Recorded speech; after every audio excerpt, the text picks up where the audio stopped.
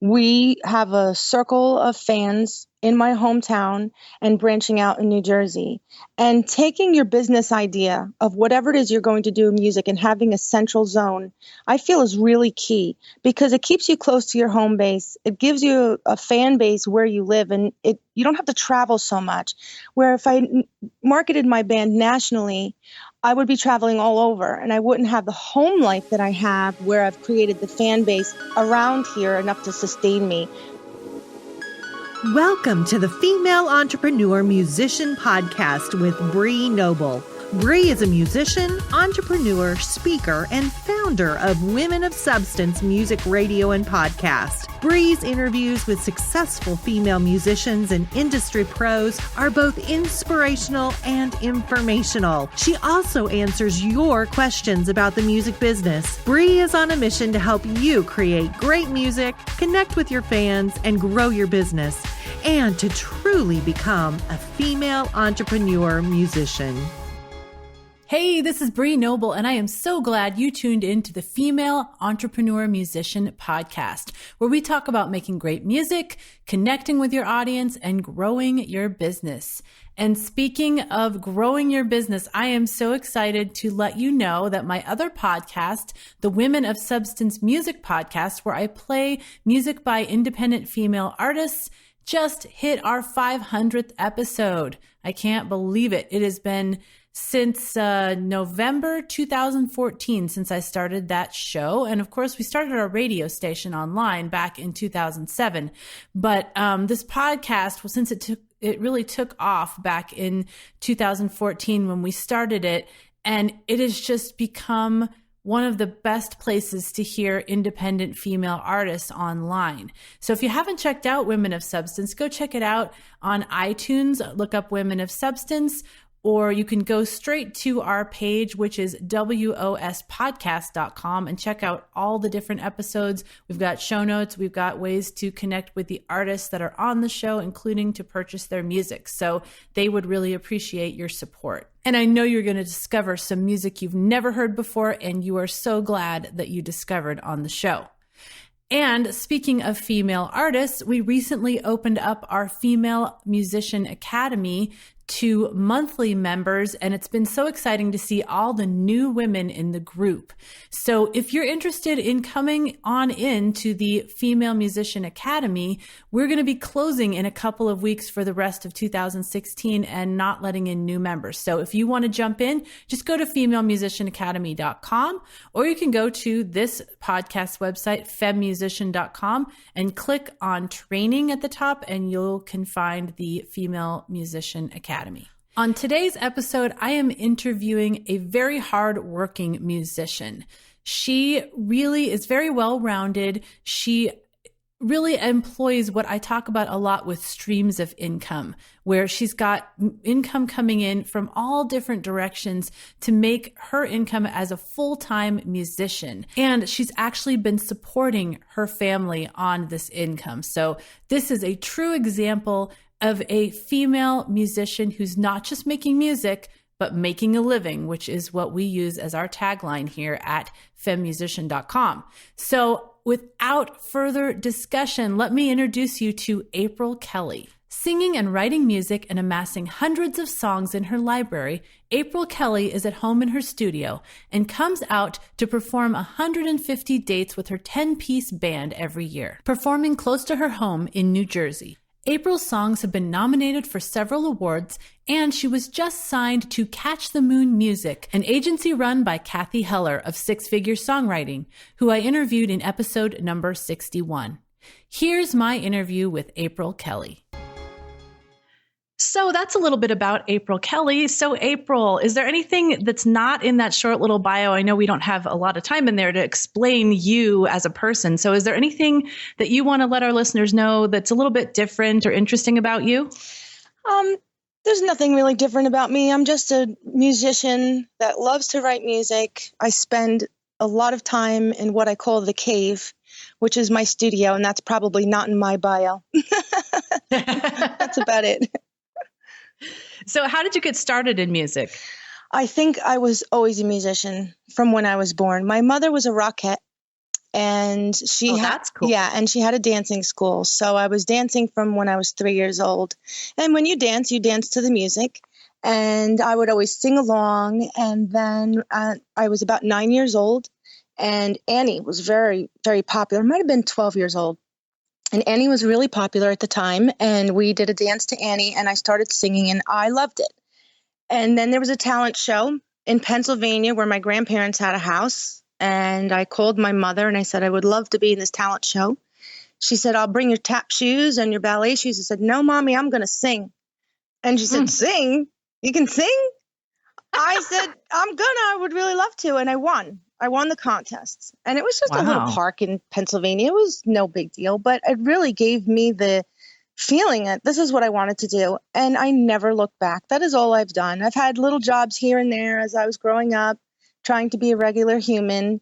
And I just always reverted back to my passion, which was music. Just love it. And I somehow found a way to make a living doing exactly what I love. So it's been a good decision.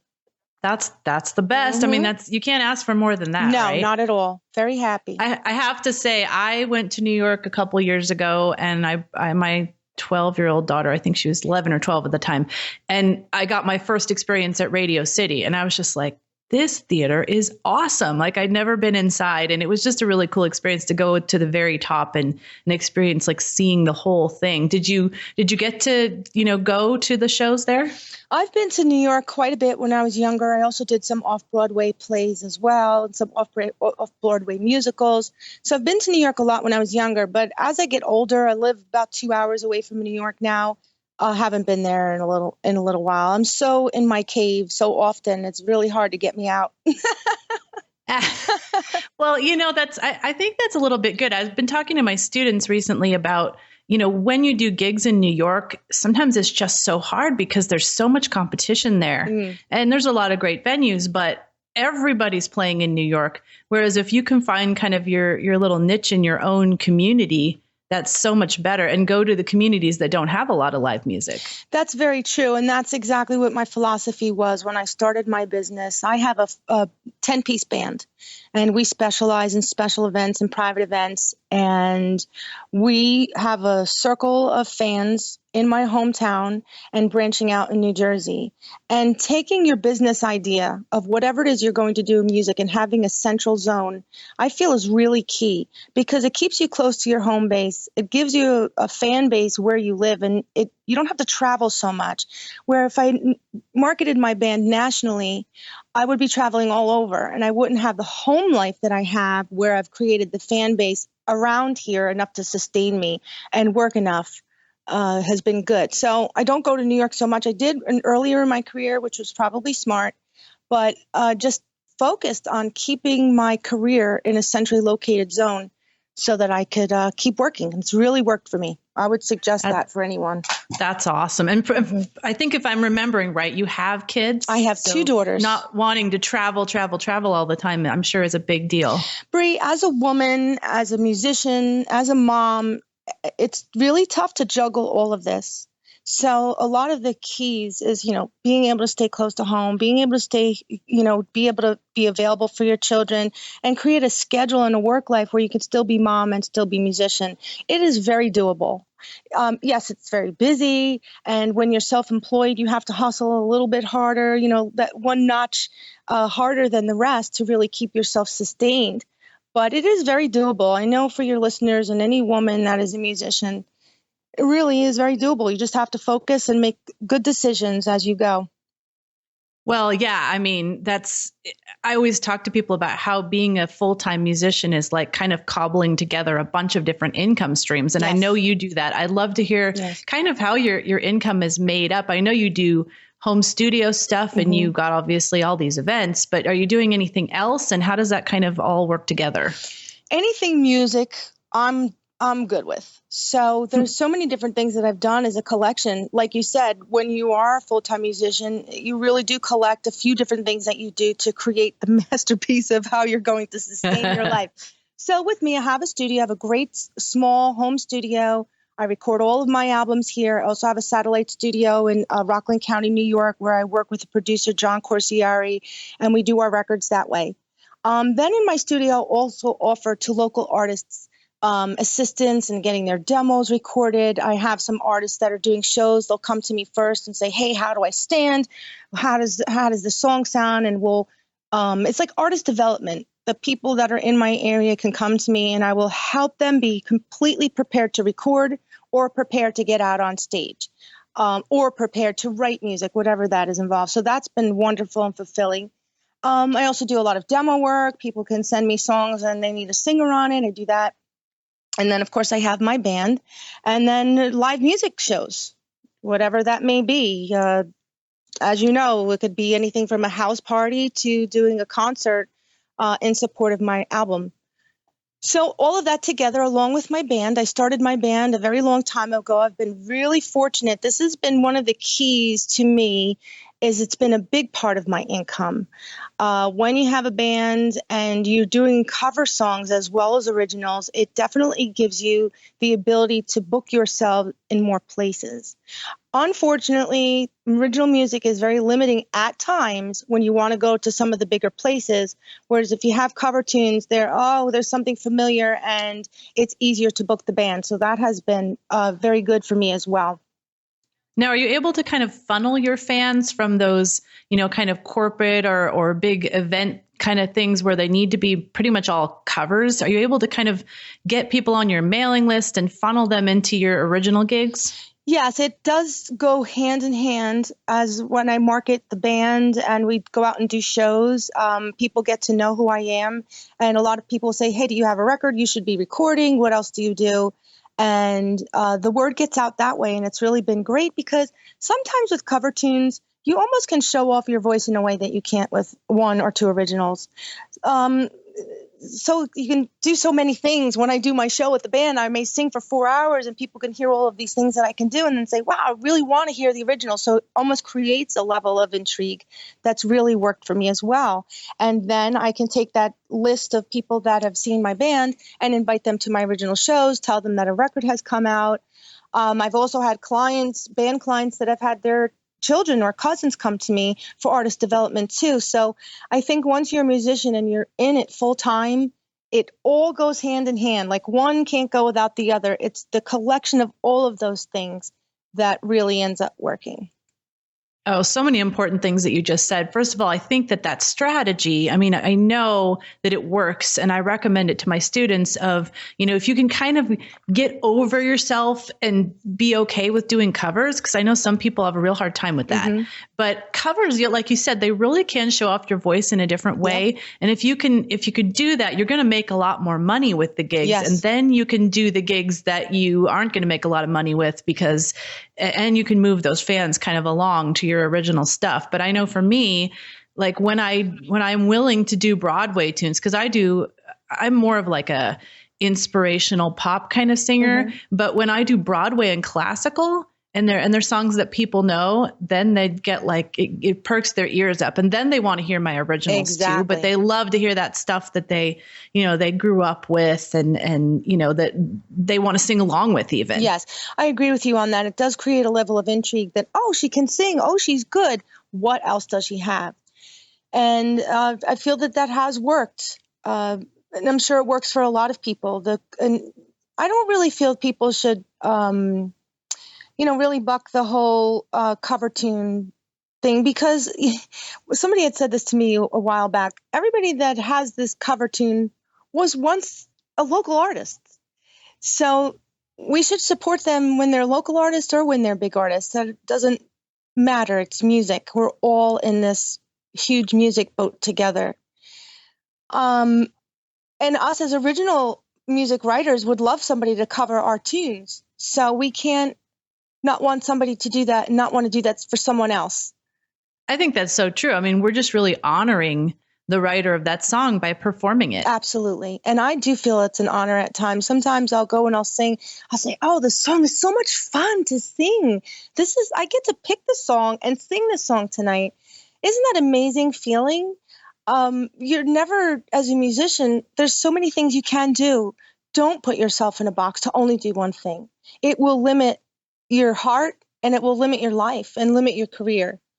Being open-minded to all kinds of music and all kinds of avenues for exposure is terrific. One thing I think to keep in mind with all of this, though, is the authenticity of what you're doing, because that's one thing I do stick with. I don't do things that are against my grain. Like if it doesn't feel right, I won't do it. And that has made things better too, because I think as a woman, a mother, and we're pleasers and we want to make everybody happy. In the past, you would take on this and take on this gig and take on this charity and take on this show. And maybe that's not the best idea. So throwing yourself around too much can actually work against you as well. So I don't want people to get the idea of take every gig, do everything, because not every single thing will make sense. You just have to make decisions and have a broad scope mind to say, if I do this, what does this mean for me? And let me give you. Yeah. I mean, I was just going to say, I always tell my students, like, you need to have a vision for where you want to go. Like if you take everything, some of those things are going to be against your vision and they're just going to slow you down. Right. So know exactly where you're going before you take on anything. Yes. Know what your goal is, know what you want to do, and then take those steps to do it, and truly take those steps to do it. When I started my band years ago, it was so hard to do. It was extremely difficult to take 10 musicians, put them together and say, I have no work right now, but stick with it. And in 9 months or so, we are going to have a full calendar. It's a matter of believing in something so much. You have to really and truly believe in it. And then people will believe in it too, because you do. So that's what I say, stay authentic, because if I had started this band and I didn't have my heart into it, it never would have happened. It was too much work. People think music is easy. It is, and it comes organically, and there's the song, and there's the ability to sing it. But the work behind it, of making sure that the band is right, and the sets are right, and that you have the booking and the contracts, and you have the proper musicians, and everybody's going to show up on time, that's the work. That's what needs to be done. If you can really nail the ability to be organized and take care of the business end, the music becomes so much easier. Oh, yeah. That's huge. And I'm wondering, with a 10-piece band, like how much turnover do you have? I have been so lucky, Bree. I have original members of my band. I won't even tell you the year I started my band. We've been together a really long time. My male vocalist is with me 18 years. My keyboard player is with me 18 years. These guys have been so wonderful. I believe in what I do. And when I started the band, this was my philosophy. I didn't just want great musicians. I wanted great people that were great musicians.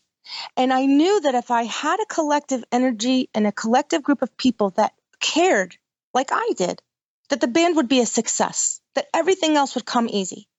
But I knew that if I picked musicians that were like, oh, is this over? Looking at a clock, really, not into it, that was going to affect the whole energy of my project.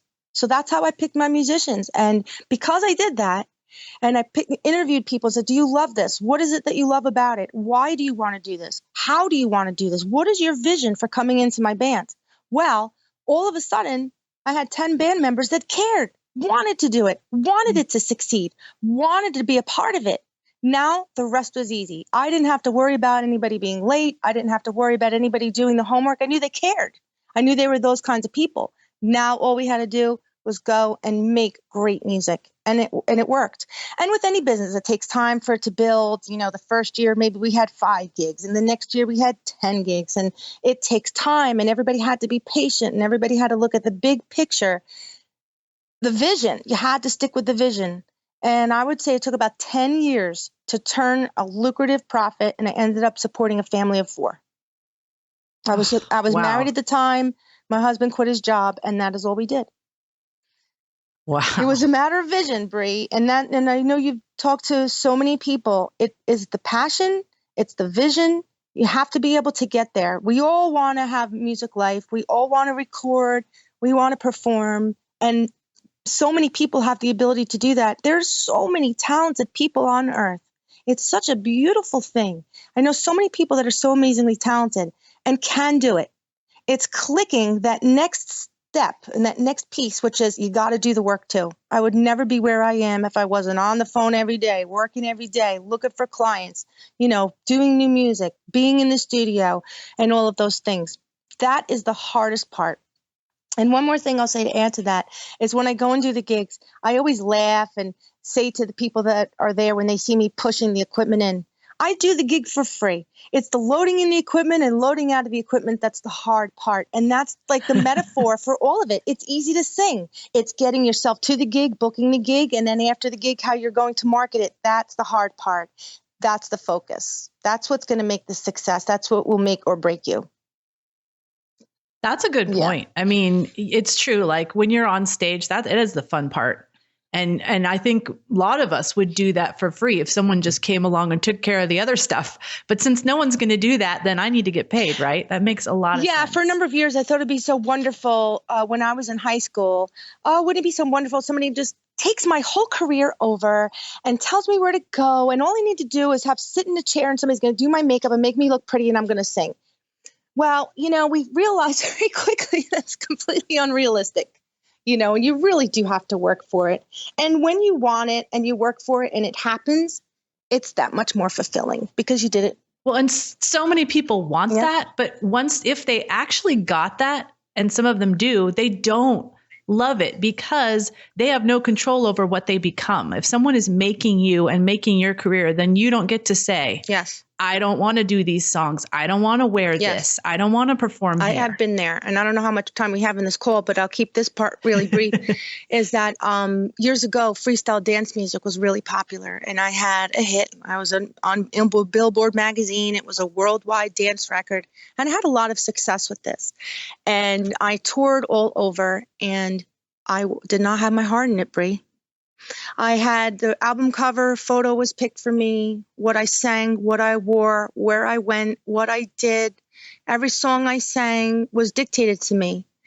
And I realized that was really tough for me because it was so unauthentic. The outfits they wanted me to wear were so against my heart and against where I was raised, and it was really tough for me. And people said, geez, April, why are you unhappy? And I was young at the time, but I just wanted a record and I just wanted to do it. So I signed it and I wanted this offer and this was great. And I jumped at my first chance. I jumped at the first opportunity that was given to me.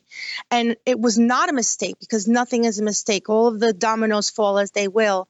But if I really looked back and I thought about it, it was so unauthentic to what I wanted. It was so unauthentic to the vision of what I wanted to create, of the songs I wanted to sing and who I was. So I dropped out. I dropped out of my record contract and I never looked back and I never got one again. I never tried. I just wanted to do it independently ever since. And to me, it was the smartest move I made because now when I put a record out, it's a cover I believe in. It's something that feels like it's me, but it's me that's out there.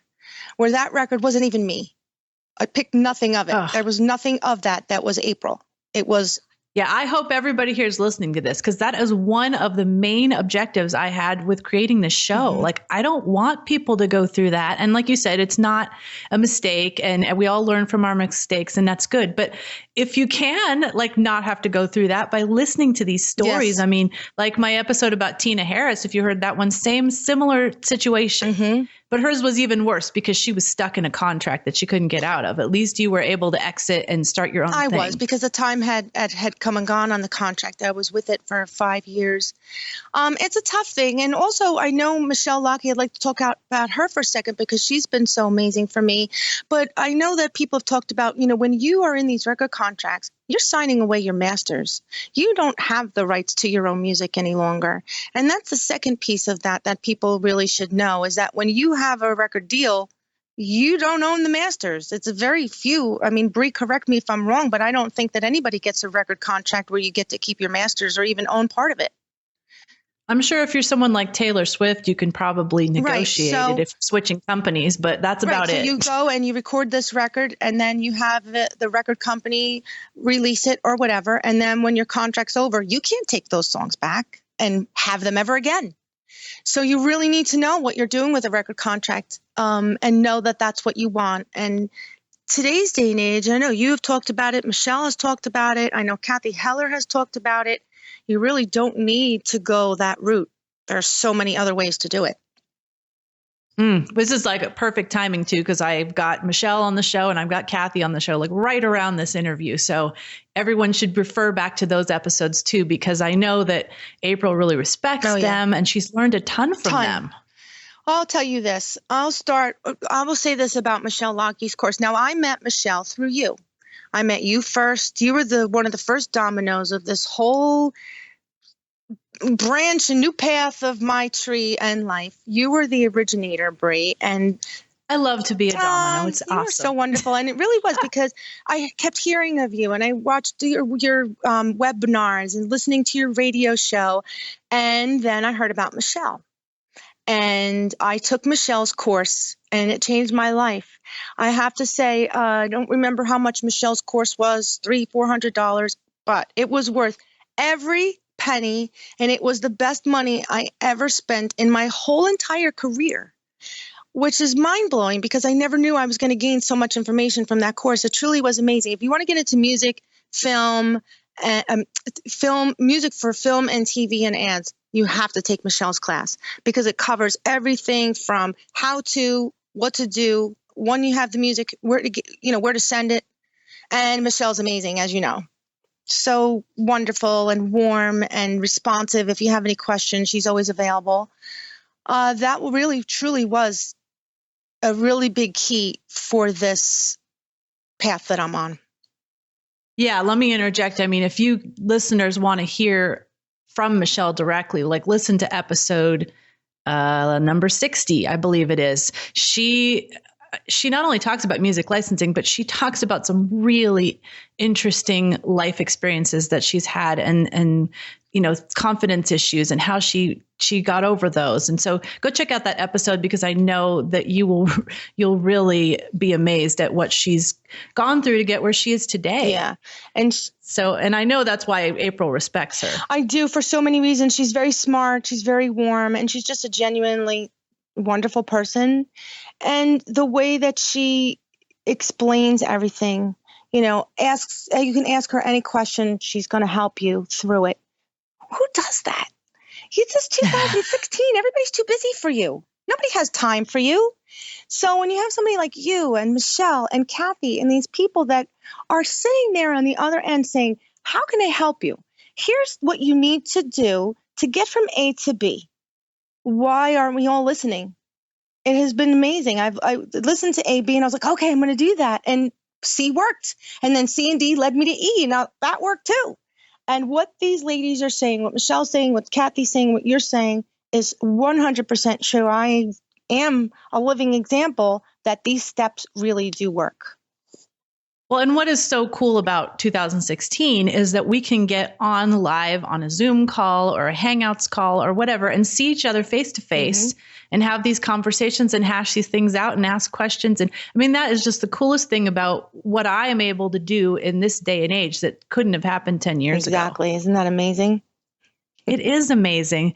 Well, on the subject of the music licensing that you're doing and you're working on in your studio, I'm curious what you would tell listeners if they want to start kind of their own little cave, their own little home studio. What does it really take to get started these days? I have my own little studio, but I've bought this equipment like years ago and it still works. So I'm curious what you think it would cost and what kind of education you need to start recording your own stuff in your own little cave at home. Well, in the words of Kathy Heller, be very resourceful because it's a lot to manage and to understand as far as the equipment. So I had one of the producers I work with, John, he has a Pro Tools studio, a full-fledged studio in New York. And I had him help me put my system together. I don't advise somebody to just go to the store and say, hey, I need a recording studio. Can you help me? I think the best thing would be to be resourceful, get in contact with somebody that has one. And even if you pay them $100 or so to help you hook up your studio, that would be the move, because then that person can help you walk through any troubleshooting issues that you have and you're not in the dark. That is the one thing I would definitely suggest. So with my particular case, John helped me buy everything, helped me set it up. I have a system similar to his, so if I have any issues, I can call and say, hey, this is the problem I'm having, and then that's the way that I can get through it, because I'm not a trained audio engineer. I have no knowledge whatsoever. but it is not that difficult to learn. If I can learn it, I believe anyone can learn it. So definitely stick with it if you feel that it's in your wheelhouse and you want to be able to make demos in your house. I will say this, being able to record in my house is the most important thing for my whole entire career. I at 2:00 in the morning can get an idea and record it. 2:00 in the afternoon, I don't have to book a studio, wait till there's time, wait till there's availability, pay a whole bunch of money per hour. Do not need to do that. So I'm able to be creative right then and there. So I would suggest for every musician, every writer, you must have some way to record your songs, your idea, a work tape in your home. Key number one, I would put that on the needs. Like it's not a want, it's a need. You need to have that. I totally agree. And I have kind of a funny story about that. So like the first homemade album that I recorded was when I was pregnant with my first daughter, and she would get chronic hiccups. And so she'd wake me up in the middle of the night, like every single night. So I would get up and go in the other room and I'd record like in the middle of the night. And I did some of my best singing, number one, which is crazy at 2 a.m. But I would get these ideas for songs and I'd be in there, you know, working for a few hours and then she'd stop hiccuping and I'd go back to sleep. And, you know, and it was just such a great thing to be able to just go in there and do it when I had free time, which was not planned, but you know, it works. And then when I did my second album and I did it in a studio, it was such a different experience because I'm like, okay, I have to be on today because this is my studio day, you know? Exactly. And I don't have that pressure and I love it. And then when I have to go to studio, I'm like, oh God, I gotta sing 2:00 Wednesday. And I've, you know, put these little pieces in my life to make things a little easier here and there, you know, being a mom, full-time musician and all of these things. So having this studio to me has been so huge because here I have a recording project and have to get it done. And last night I sang all day. I was really tired. It was about 10 o'clock, 10:30. And I said, tonight's just not going to be the night to record this. Well, I had the ability to cancel my own session in my own studio in my own house and do it tonight. So I didn't have the pressure saying, yeah, but these people are waiting for me. I booked this session. So that really is nice. And if you can't do broadcast quality in your house, it's still great because you learn. I learn more from hearing myself back on a recording than I do singing it in my house because you hear the nitty gritty and you hear, oh, if I phrase this different, if I over accentuate this consonant, it will sound better when I sing it. So you learn so much and you can get so many hours out of the way at home in your studio doing this work so that when you do go to recording studio, you already know what you're going to do, you know how you're going to phrase it, you know, all of the things already. So it's really key. That's smart. It's like giving yourself your own voice lessons because you can listen back to yourself and go, oh, no, I don't really like that phrasing. You know, try it differently. And the key to recording something good is you really have to play around with it sometimes. Sometimes you can sing a song 5 different ways. What is the way you're going to sing it? You want to be specific when you're recording. You want to be emotional. You want to be emphatic. You want people to understand that these words you're singing, you want them to feel. You have to feel it too. So maybe sometimes if you sing the line 5 different ways, you're going to find that one way that you can really dig in and get that line out. Well, when I'm in my studio, I have the leisure of time to really hash that out so that when the time comes to record that song, it's even more professional. It's even more prepared. It's even more ready. Yeah, so true. Yeah. So true. So do you think it would be, you know, approximately like $2,000 to set up your own home studio? I'm just thinking about the equipment that I bought, you know, and what you need. Obviously, you need your software and you need a good quality mic and you need, you know, if you don't have one already, and then like something that allows you to plug everything into the computer. I don't have much, but I think I have a good bang for the buck. I think what I have is Pro Tools 10. Okay. Then I have I don't know what this is called. I'm going to go look. It's called an Avalon. It's like a preamp. And I put my vocals through that. I think that's a little bit of my secret sauce. If I could tell the world here. Let's see. It's called an Avalon vacuum tube. I run my microphone through that vacuum tube and it warms it up. It fills it up. It's so nice. So I'm able to get a really good top-notch vocal recording in my studio here. And that's it. That's all I have. You really don't need much. So however much a computer would be, Pro Tools was a little bit expensive. I don't remember. And that's all you would need. I also have pianos and guitars and amplifiers and Of things like that. course, you need the Yeah, instruments. but that's not a necessity. You just need something to record. I understand now on the iPads and the iPhones, you can get what they call an iMic, and you can plug that microphone right into the iPad and actually do a recording. Yeah, I'm sure you can. I don't know that would be good enough for Not broadcast sure. quality. I don't know that. I would say probably, from what I know of people that do this type of thing besides me. I mean, I use Cakewalk Sonar just because I've had it forever. But, my friend who's an editor, she uses Logic and, or Pro Tools. Those are all good options. I just want to give the listeners ideas in case they want to look into setting something up like this. You don't need much. You need the ability to take a microphone and plug it into your computer somehow and have your voice go onto a recording. It's that simple. How you do that, it becomes either simple or complex, from a full-fledged studio to simply having some kind of interface to plug the microphone in. I know sometimes the Macs even come with GarageBand. So in that case, you buy a Mac, you don't need to buy anything else except plug your microphone into your Mac and GarageBand. So yeah, I think the most important thing that you said is to get someone to help you in person. Yes. Because you can go to Guitar Center and they can recommend this, this, and this. You have no idea if they're going to work together well. They're going to work with your system. Correct. There might be some weird setting in Windows that's messing everything up. So, get someone to come over, pay them a little bit for their expertise, and you're going to not waste a million hours of time. Yeah, it's worth it.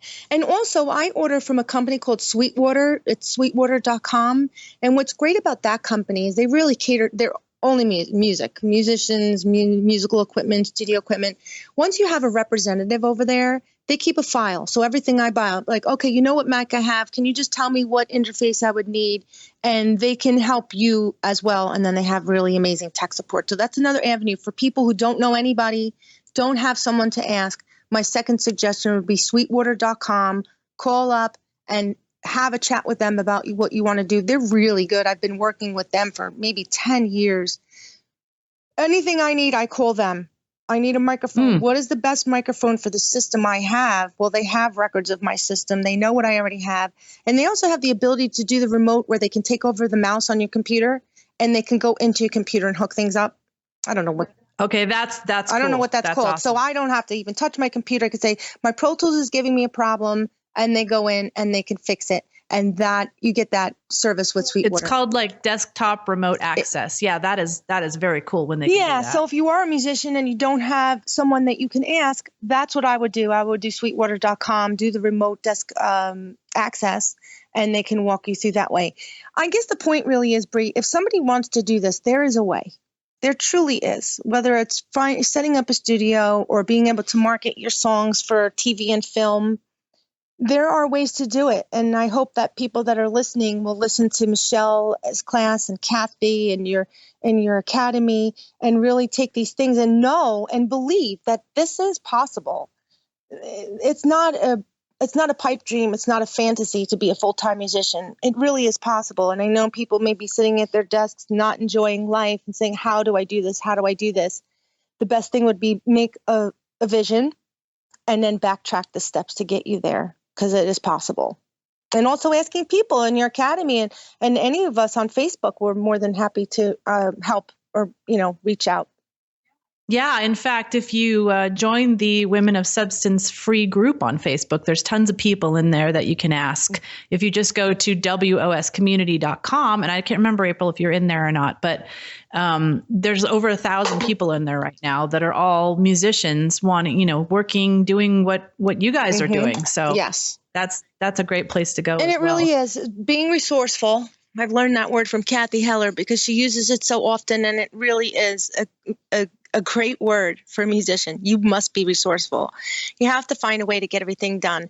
We can't be everything. We can't be singer, songwriter, music producer, marketer, PR, limousine driver. You just can't be everything. You do need to resource and find people that you can bring into your team. Find somebody that you trust, know, love, that has the same feelings or the same passion as you do, and work with that person. Collectively, it's so much better. That is so awesome. Well, this has been so great. Thank you so much for all your insight. Can you let our listeners know how they can find you online? Sure. It's aprilkellymusic.com.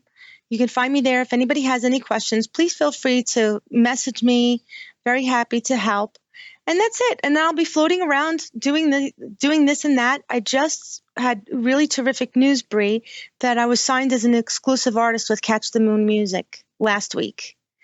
That's Kathy's company. That's great. So this has been amazing to really be where I want to be with an amazing company that I have so much trust in. They're so wonderful. They're such hardworking, smart, and authentic and genuine people. Thrilled to be working with them.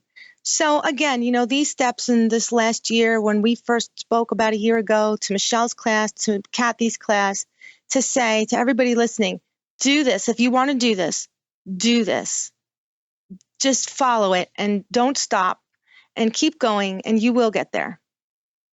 Oh, great. That is just a fantastic ending to the show. Thank you so much for sharing all your wisdom with everybody and showing yourself as a real person and the journey that you've been through. And boy, I didn't even know about this exciting news about Kathy's company. So that is You're great. one of the first people I'm telling. It's very new. That's cool. Just signed the contract this week. So it's so incredibly exciting to see things happening. So if Bree, stay in touch with me. And like I said, if anybody has any questions, feel free to ask. It's wonderful and amazing to be a part of a community of women who are helping each other. It's such a beautiful thing. It's a movement. It's this huge movement. Let's all come together and help each other. So if you have any questions, let me know. I'm happy for you to reach out to me. And the same thing with you, Bree. Thank you for asking me to be on this call today. It was really nice. Now go out and make great music, connect with your fans, and grow your business. Female Entrepreneur Musician has been brought to you by FEM63.com and FemaleMusicianAcademy.com. With editing by Jen Eads of 317 Sound Design and music by Stella Ronson. Hey, thanks for sticking around. Enjoy this track from April Kelly called Flow.